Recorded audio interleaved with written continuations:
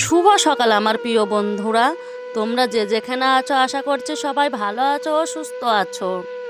নদিয়া জেলার ছোট্ট একটা গ্রাম থেকে আমি নয়ন। আমার ব্লগ চ্যানেলে তোমাদের সকলকে জানাই অনেক অনেক স্বাগত ও আমার অনেক অনেক ভালোবাসা। সকালবেলায় ঘুম থেকে উঠে আগে আমি বাসি উঠোনটা ঝাড় দিয়ে নিলাম। এরপর দেখো বাদুড়গুলো ভালো করে গোবর দিয়ে লেপে নিচ্ছি, কারণ সকালবেলায় গ্রামের মানুষদের কিন্তু আগে ঘুম থেকে উঠে একটাই কাজ, বাদুড়গুলো ভালো করে গোবর দিয়ে লেপে নেওয়া।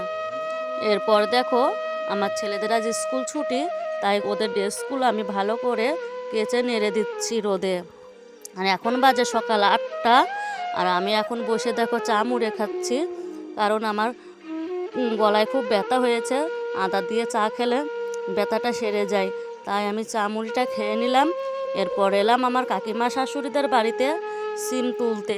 এই সিমগুলো নিয়ে গিয়ে আমি রান্না করব।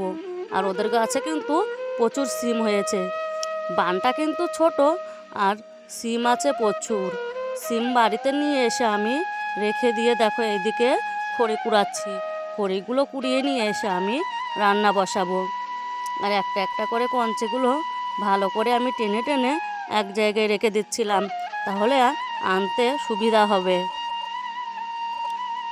এখানে কিন্তু অনেক খড়ি আছে, অনেক কদিন জাল দেয়া যাবে। অল্প অল্প করে গোছাবো আর নিয়ে এসে রান্না করব।